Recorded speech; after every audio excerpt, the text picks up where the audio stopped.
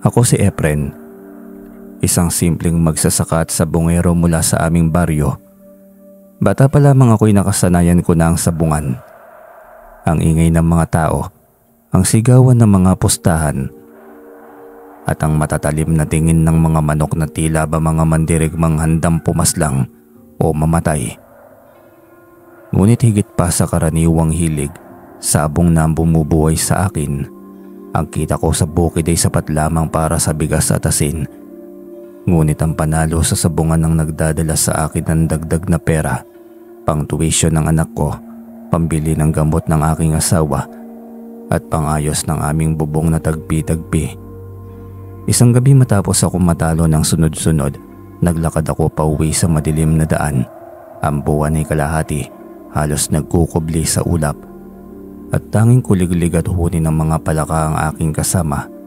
Bigla ko narinig ang kakaibang kulog.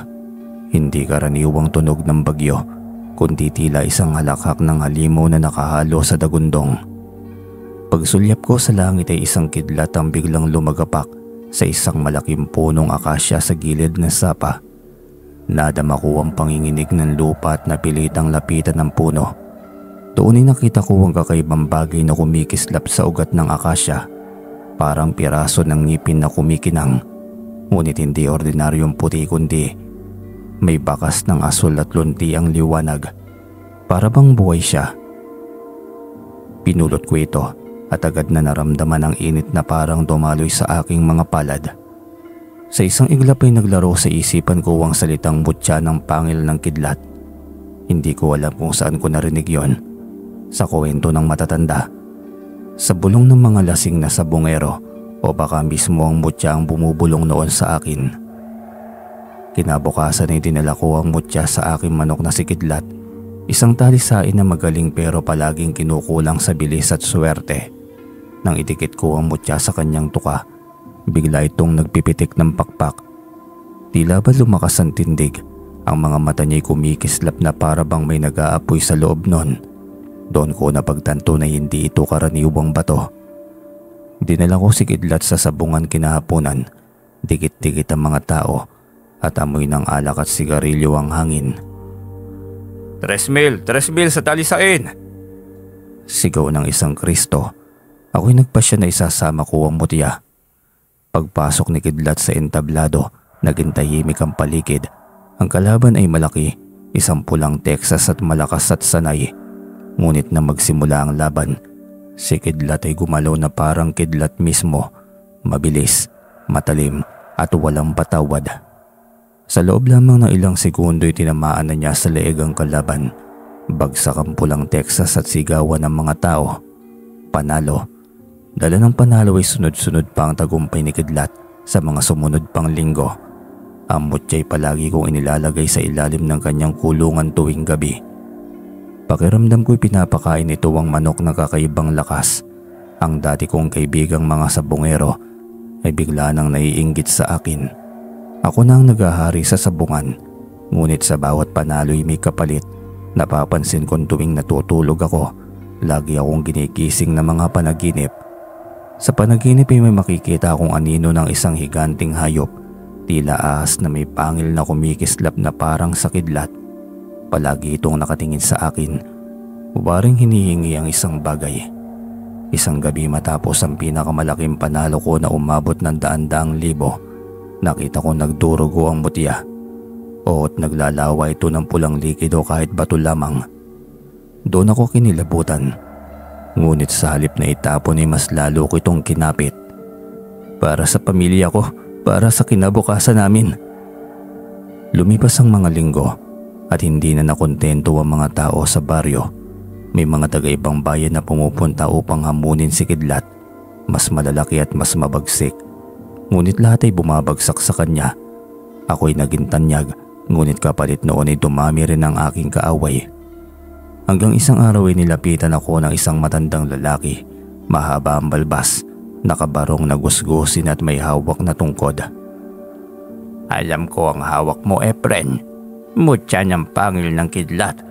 Hindi iyo yan. Ang bawat panalo mo'y may kabayaran. Huwag mong hintayin. Ngunit umiling ako. Hindi ko bibitawan, Lolo. Hindi mo alam. Ito lang ang paraan ko para maiahon ng aking pamilya. Ngumiti ang matanda, ngunit malungkot. Kung ganyan, darating ang singil.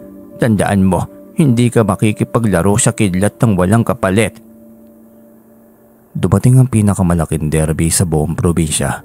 Lahat ng malalakas na sabongero ay dumalo. Ang premyo ay milyon. At sa lahat ng yun ay ako ang tinitingala. Ako ang inaabangan. Sa unay panalo naman si Kidlat. Sunod-sunod, walang nakalapit. Ngunit sa huling laban ay isang kakaibang manok ang lumaban. Maitim ito, may mata na pula at tila hindi galing sa karaniwang lahi.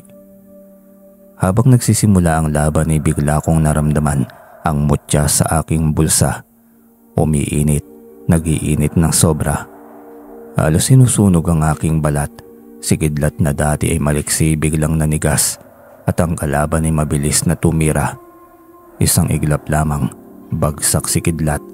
Patay.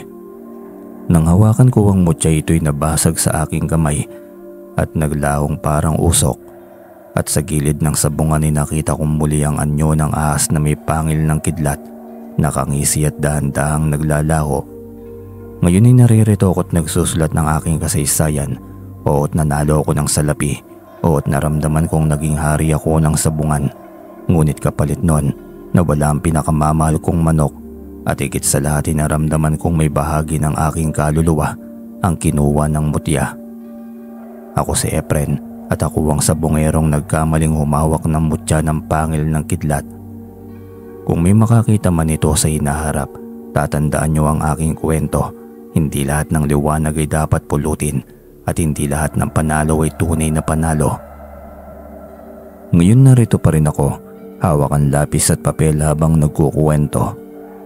Hindi ko akalaing ganito kabigat ang pakiramdam ng isang taong umani ng tagumpay ngunit kinain ng sariling kasakiman. Matagal ko nang ibinaon sa lupa ang mga mutya, kwento at alaala pero eto muli ako tinaalala ang lahat.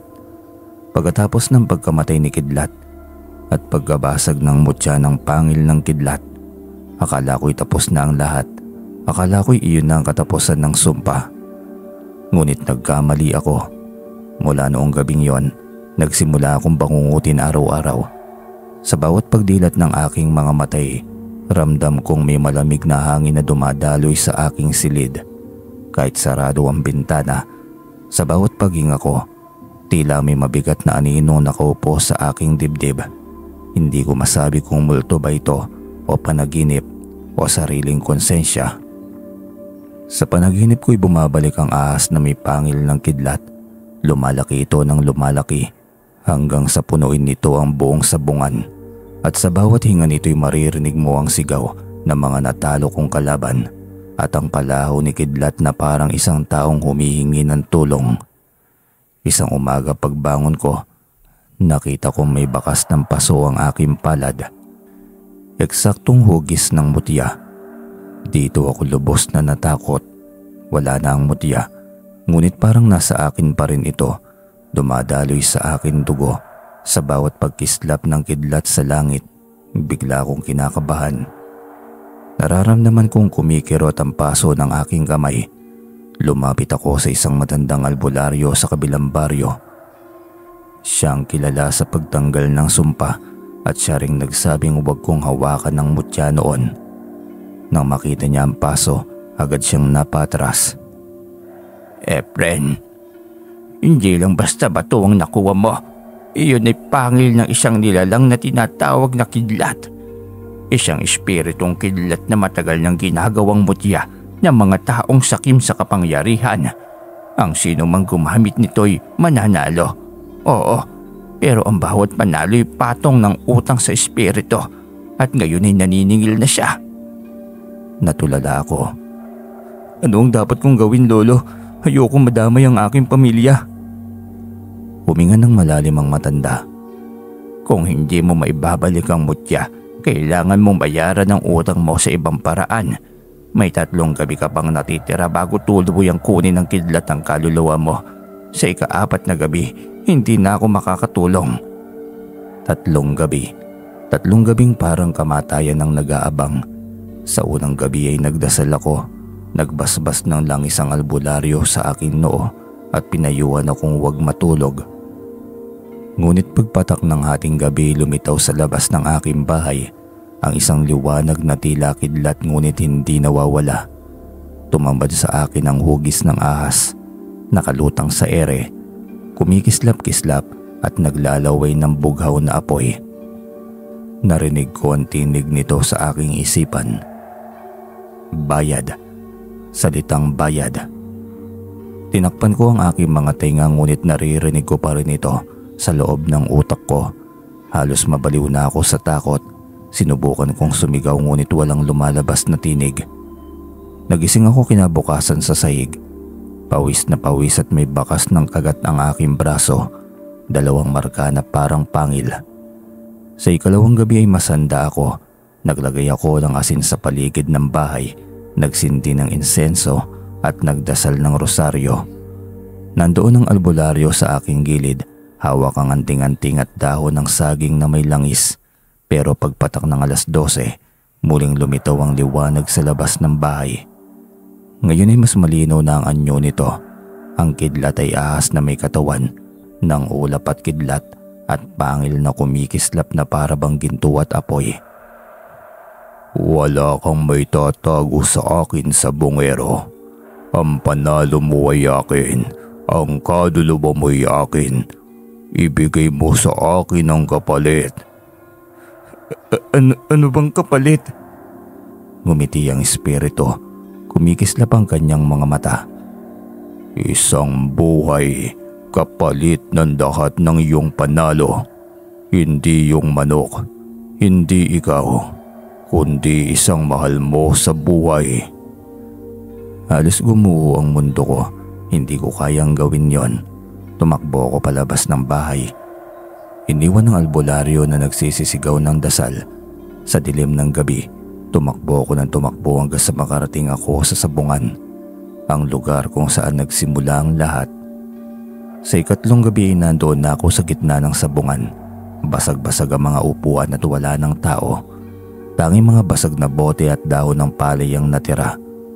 Nakaupo ako sa gitna, hawak ang isang lumang larawan ni Kidlat at nagdarasal na sana'y matapos na ang sumpa. Ngunit pagdating ng ating gabi ay bumukas ang kalangitan at bumagsak ang isang kidlat sa gitna ng sabungan. Lumitaw ang kidlat. Mas malaki at mas mabagsik kaysa dati. Ang kanyang boses ay dumadagundong. Panahon na! Panahon na! Lumuhod ako at umiyak. Patawarin mo ko. Kunin mo na ang lahat ng pera, ang bahay, kahit ako. Huwag lang sila. Tahimik sandali ang kidlat bago ito tumugon. Kung ganon, ikaw ang magiging alay. At sa isang iglap ay bumalot sa akin ang liwanag. Naramdaman kong parang sinusunog ang aking kaluluwa. Inihigop palabas ng katawan. Ngunit bago ako tuluyang lamunin ay biglang sumulpot ang albularyo. Hawak ang isang maliit na bote ng langis at isang lumang pangil na tila kapareho ng mutya. Sa ngalan ng mga ninuno at ng Diyos ng buhay, pinapawalang bisa ko ang sumpa ng kidlat. Nagliyab ang bote ng langis at ang kidlat ay napaurong. Dumagundong ang langit at parang nabiyakan sa bungan. Pagdilat ko'y umaga na, nasa gilid ko ang albularyo at hingal na hingal. Tapos na ba? Hindi pa. Naitaboy ko lang siya. Hindi mawawala ang sumpa hanggat hindi mo kusang ibinabalik ang lahat ng kinuha mo. Napahawak ako sa aking ulo. Ibabalik? Pero paano?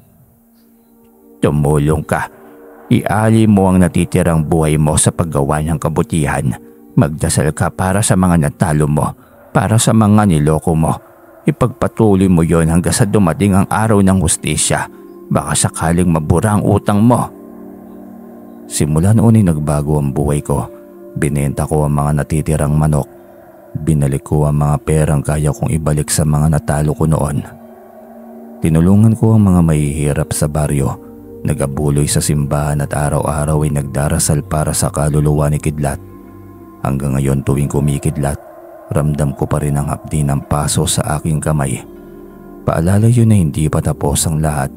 Paalala yun na ang mutya'y hindi laruan at ang tagumpay na galing sa masama ay may kalakip na singil. Ako si Efren, ang sabungerong minsang naging hari ng sabungan. Ngunit inalipin ng mutya ng pangil ng kidlat.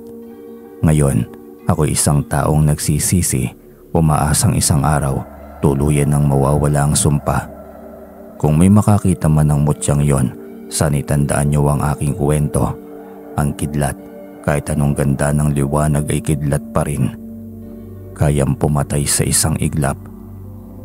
Pero hindi doon natapos ang aking paglalakbay. Hindi ako pinabayaan ng tadhana. Kahit may hapdi pa sa aking kamay at alaala ng sumpa, unti-unti akong tinuturoan ng buhay na may daan pa para makabawi at magbagong buhay. Pagkalipas ng ilang buwan mula nang ibenta ko ang lahat ng manok, nagtrabaho ko bilang kargador sa palengke. Mabigat, mainit at masakit sa katawan. Ngunit sa unang pagkakataon pakiramdam ko'y malinis ang bawat sentimong pinaghihirapan ko. Hindi na ito galing sa pustahan o pandaraya. Ang asawa kong si Lisa ay nagsimulang bumalik ang tiwala sa akin. Dati halos hindi na siya makatingin sa aking mga mata. Noon, gabi-gabi, umuuwi akong lasing o mainit ang ulo mula sa sabungan. Ngayon, ako ang gumigising na maaga para sa agahan. Ako ang nag-aayos ng gamit ng aming anak na si Miguel. Marahan, ngunit ramdam ko ang paghilom ng aming pamilya. Pa, wala na ba tayong manok? Tanong ni Miguel nang minsan kasabi ko siyang nag-aalmusal. Napangiti ako ng mapait. Wala na anak, hindi natin kailangan yun para sumaya. Tumingin siya sa akin at nagliwanag ang mga mata. Gusto ko sana ng alagang sisiw lang, hindi pang sabong. Doon ko napagtanto. Marahil ito ang simula ng bagong kabanata. Hindi ko na kailangan maging hari ng sabungan para maramdaman kong may halaga ko. Isang hapon, dumalo sa amin ang matandang albularyo. Payat na siya, tila tumanda ng ilang taon mula sa huli naming pagkikita. Kamusta, Efren? Tanong niya habang nakaupo sa bangko sa ilalim ng puno ng mangga. Maayos na lolo, unti-unti nang nagkakaroon ng direksyon ng aking buhay. Wala na akong hawak na mutya, pero narito pa rin na sugat sa aking palad. Ipinakita ko ang paso sa aking kamay. Hinawakan niya ito at marahan akong tinitigan. Hindi agad mawawala yan. Paalala yan. Oo, pero kasabay ng paalala, iyan din ay pintuan. Kung patuloy mong bubuksan ng pintuang ito patungo sa kabutihan, mabubura rin ang marka. Nakangiti itong tumango. Kung ganun, may pag-asa pa. May pag-asa palagi basta marunong kang bumalik. Nagsimula akong magtanim muli sa bukid. Sa simuli halos wala kaming puhunan, kaya nagtanim kami ng gulay at kamote sa bakanteng lote sa likod ng bahay. Ako at si Lisa mismo ang nagtatanim at nagdidilig araw-araw. Si Miguel naman, tuwang-tuwa sa mga sisiw na binili namin para alagaan bilang mga simpleng manok pangkain lamang, hindi pang sabong. Sa bawat pagtubo ng halaman, parang pati puso ko'y muling sumisibol. Ang mga kamay kong dating sanay sa pagtatali ng tari at pagbitaw ng manok, ngayon ay sanay na sa pagdilig at pag-ani. Ang bawat pawis na tumutulo sa noo ko'y parang binubura ng kasalanan ng nakaraan. Isang gabi, biglang umulan. Kumidlat, napatingin ako sa langit. Kabado pa rin pero may kakaibang nangyari. Sa halip na sumakit ang paso sa kamay ko'y naramdaman kong malamig ito. Parang nilalagyan ng yelo, at sa unang pagkakataon ay wala akong nakitang anyo ng kidlat. Wala akong narinig na boses. Tanging patak lamang ng ulan at huni ng mga palaka ang bumalot sa paligid. Napaiyak ako sa ginhawa. Nagpasalamat ako sa Panginoon. Lumipas sa mga buwan at ang paso sa kamay ko'y unti-unting kumupas. Hindi tuluyang nawala ngunit nagbago ang anyo. Mula sa tila sunog na marka, naging parang simpleng peklat na lamang. Kapag tinatanong ako ni Miguel, Sinasabi kong peklat iyon ng aking mga pagkakamali. Isang araw ay dumating ang isang kilalang tagabayan. Nabalitaan niyang dati akong mahusay na mag-alaga ng manok. Nagalok siya. Tutulungan niya akong magtayo ng maliit na poultry business. Hindi para sa sabong, kundi para sa itlog at karne. Dati, hindi ko iisipin ang ganitong alok. Noon, sabungan lamang ang nasa isipan ko, pero ngayon, iba na ang aking mundo. Tinanggap ko ang alok at sa tulong ng ilang kakilala, nakapagsimula kami ng maliit na negosyo. Hindi malaki ang kita pero sapat para sa aming tatlo. Isang gabi ay nakaupo kami ni Lisa sa balkonahe. Hindi ko akalaing aabot tayo rito. Akala ko noon tuluyan ka nang mawawala sa amin. Ako rin naman, hindi ko akalaing makakabawi pa ako sa inyo ng ganito. Salamat at hindi mo ko iniwan. Ngumiti siya. Pinisil ang aking kamay. Mahal ka namin ni Miguel, pero higit sa lahat, mahal ka pa rin ng Diyos kahit nagkamali ka. Kaya may pangalawa ka pang pagkakataon. Doon ko naintindihan ng tunay na mutya ay hindi bato, hindi pangil ng kidlat, hindi kapangyarihan. Ang tunay na mutya ay ang pamilya at ang taong handang magpatawad at tumanggap gaano man kalalim ang iyong sugat. Ngayon tuwing kumikidlat, hindi na ako takot na maramdaman. Paalala pa rin ito ng nakaraan. Pero kasabay noon ay paalala rin ng kung paano ako nakabangon. Ang hapdi ng pasoy halos wala na at sa halip na sumpa, nagiging paalala ito ng pag-asa. Si Miguel ay nasa elementaryan at nangunguna sa klase. Ang mga manok naming sisiw noon ay nagiging itlog at tinapay para sa mga kapitbahay. Si Lisa naman ay nakakatulong sa bookkeeping ng aming maliit na negosyo. Unti-unting nagiging buo ang aming pamilya. Hindi ko sinasabing tapos na ang lahat. Wala akong kasiguraduhan kung tuluyan nang nawala ang kidlat o kung babalik ito sa isang gabi ng malakas na bagyo. Pero ngayon, marunong na akong umarap ng may lakas ng loob. Hindi na ako takot sa anino ng aking nakaraan. Isang gabi habang naglalakad ako sa likod ng bahay, may nakita akong kumikislap sa lupa. Isang maliit na bato, may bahid ng asol at lunti ang liwanag. Parang mutya. Napaluhod ako at tinignan ito. Sandali akong natigilan, pero sa halip na pulutin ay nagdasal ako at hinayaan itong mahimlay sa lupa. Hindi ko na kailangan yan. Ang mutya ko'y nasa loob na ng bahay. Sila ang asawa ko at ang anak ko. Tumayo ako at lumakad pabalik. Magaan ang pakiramdam. Sa pag-angat ko ng tingin ay kumidlat sa malayo. Ngunit wala na akong naramdaman na hapdi sa aking kamay. Sa halip ay payapa akong ngumiti. Dati akong sabongerong inalipin ng mutya ng pangil ng kidlat. Ngayon, ako'y isang amang nagtatanim, nag-aalaga ng manok para sa pagkain at kabuhayan at nagbubuo ng isang pamilyang maayos at mapayapa. Doon ko nga napagtanto, hindi lahat ng kumikislap ay dapat pulutin. Hindi lahat ng kapangyarihan ay biyaya. Pero kahit gaano kalalim ang pagkakamali mo, may daan para bumalik. Basta pipiliin mo. At kapag kumikidlat ay maririnig ko na lamang ang halakhak ni kidlat. Hindi na bilang panaginip ng halimaw, kundi alaala ng isang manok na nagpapaalala sa akin na walang panalo ang mas mahalaga kaysa sa buhay at pamilya. Ngunit hindi pa doon nagtatapos ang lahat. Sabi nga nila, ang tao'y madaling bumalik sa dati kapag nakatikim na ng kapangyarihan.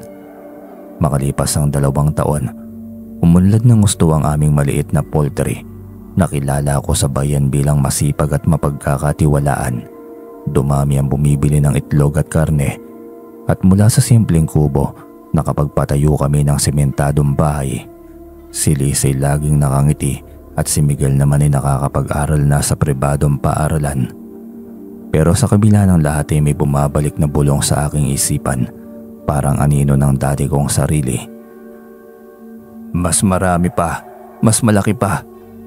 Hindi ba't dati kang hari? Hindi ba't ikaw ang tinitingala? Isang gabi, dumalo ko sa pista sa bayan. Maraming bisita, maraming alak. May mga dating sabongerong bumati sa akin. Efren, iba ka na ngayon ah. Hindi na pala talisain ang inaasikaso mo kundi negosyo na. Sayang, pare. Kung ginamit mo pa sana yung swerte mo noon baka milyonaryo ka na ngayon eh. Sabat pa ng isa. Napatawa ako ngunit sa loob ko'y may tinamaan. Totoo, kumikita ako pero hindi pa rin ito kasing laki ng perang dumadaloy sa akin noon sa sabungan. Doon ko na rin nakilala si Rica.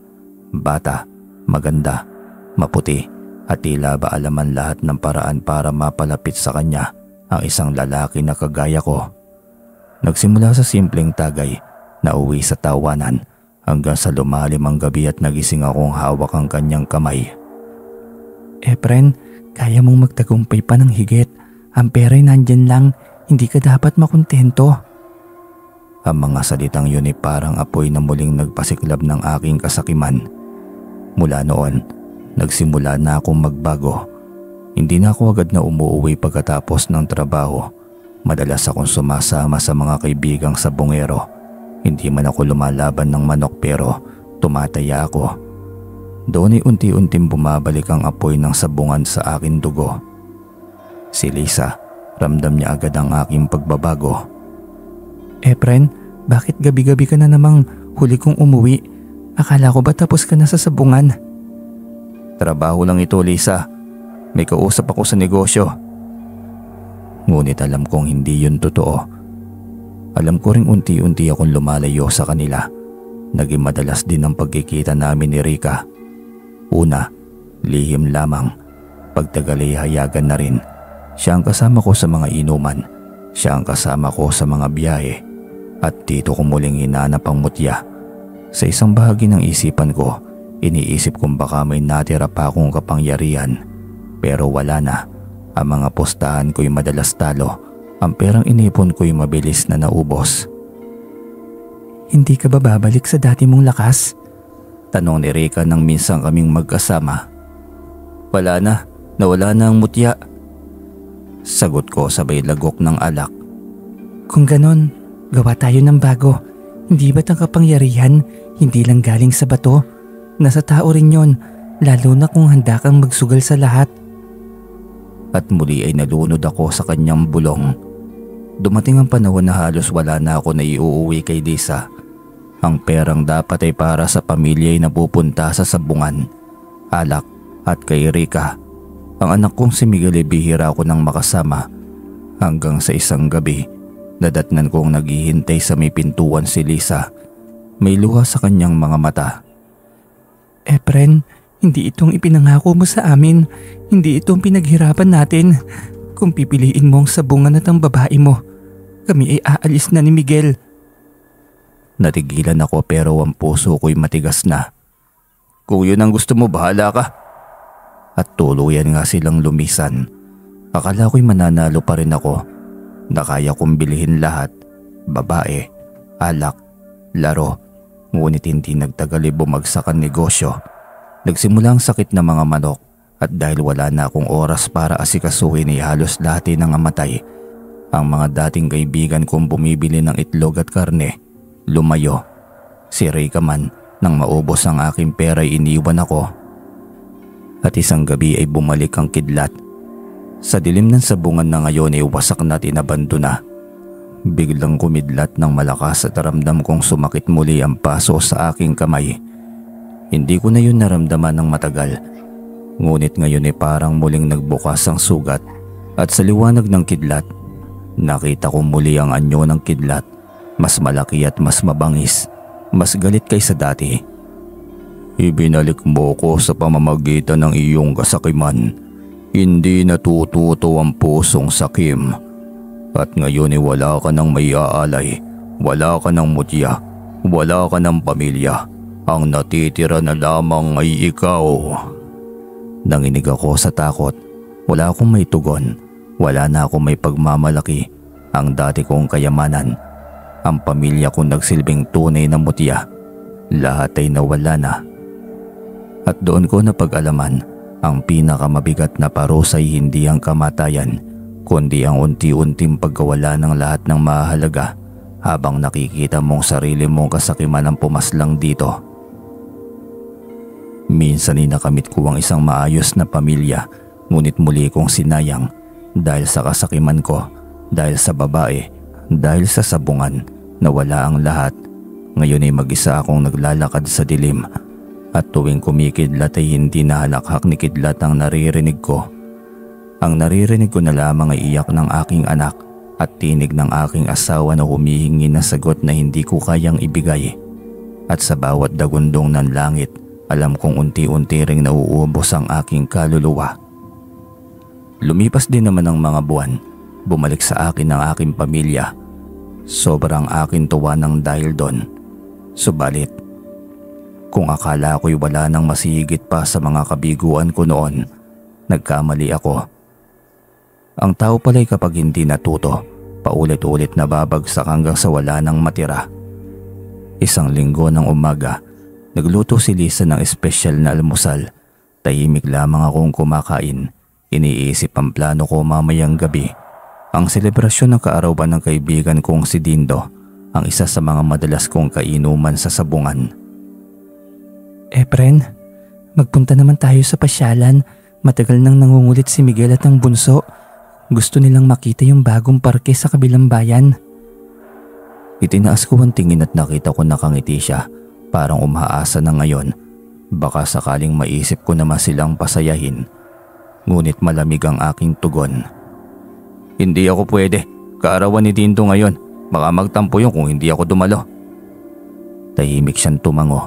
Wala nang bangayan. Wala nang sermon. Ngunit ramdam ko ang bigat ng hangin sa loob ng bahay. Ramdam ko rin ang pagkadismaya ng mga bata, lalo na si Miguel. Sige po tay, kami na lang po ni nanay at ni bunso. At doon ay tumayo ako at tuluyang umalis. Kinagabihan ngayon nagpunta ako sa bahay ni Dindo.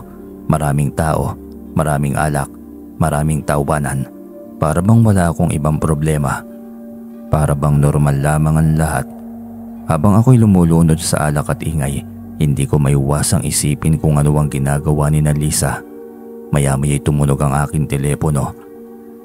Hindi kilalang numero. Nang sagutin ko'y boses ng isang lalaki ang akin narinig. Garalgal at taranta. Sir, ikaw ba si Efren? May aksidente pong nangyari sa kalsada papuntang San Isidro. Ang sasakyan ng pamilya mo. Para akong binuhusan ng yelo, tumigil ang mundo. Agad kong iniwan ang inuman at tumakbo. Sa ospital ay bumungad sa akin ang pinakamasakit na tanawin sa aking buong buhay. Si Lisa, wala ng buhay. Si Miguel at ang bunso, parehong nakabalot sa puting tela. Ang mga batang puno ng pangarap, ang babaeng minsang nagmahal at nagpatawad sa akin. Lahat ng yun ay nawala sa isang iglap. Para akong binunutan ng kaluluwa, napasigaw ako at napaluhod. Diyos ko, bakit nangyari sa akin to? Ngunit walang tugon.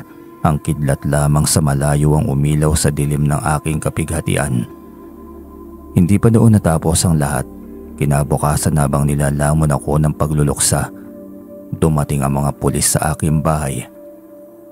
Efren Santos, ikaw ay inaaresto sa kasong pagpaslang at pagnanakaw sa bahay ni Dindo kagabi. Para akong binaril. Ano? Wala ako sa krimen. Nandun ako sa kasiyahan. Kasama ko sila. Ngunit ang lahat ng tinuturing kong kaibigan, si Dindo at ang iba pa naming kainuman, sabay-sabay na nagturo sa akin. Si Efren ang huling nakita namin kasama ni Dindo bago nangyari yon. Lasing na lasing siya, galit pa nga eh. Wala akong laban, wala akong matinong ebidensya, at higit sa lahat ay wala na akong pamilya para ipagtanggol ako. Sa sobrang kababaan at hindi ko na alam ang aking gagawin, kusa akong sumama at nagpakulong. Sa loob ng bilibid ay doon ko napagtanto ang mutya, sapungan, ang babae, ang kasakiman, ang pagtanggi ko sa pamilya. Lahat iyon ang nagtulak sa akin dito. Kung sumama lamang sana ako sa kanila sa pamamasyal, baka kasama ko pa sila ngayon. Baka buhay pa si Lisa, si Miguel at ang bunso. Pero hindi. Pinili kong unahin ang kaarawan ng isang kaibigan kaysa sa sarili kong pamilya. At ngayon ay sila'y wala na at ako'y isang kriminal sa mata ng lahat kahit inosente naman. Gabi-gabi habang nakahiga sa malamig na simento, Bumabalik sa alaala ko ang huling araw na magkasama pa kami. Ang ngiti ni Lisa habang pinipilit akong sumama. Ang tingin ni Miguel na puno ng pag-asa. Ang halakhak ng bunso habang kumakain ng almusal. Ngayon ay wala na sila. Tuwing kumikidlat, ramdam ko na naman ang paso sa aking kamay. Ngunit ngayon, hindi na ito galit ng mutya.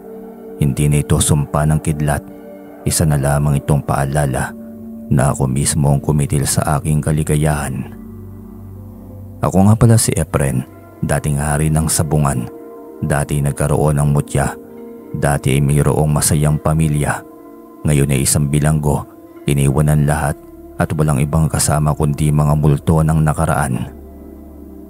Hanggang dito na lamang po ang aking kwento, Sir Joseph. Sana po'y kapulutan ninyo ng aral ang aking kwentong naibahagi sa inyo.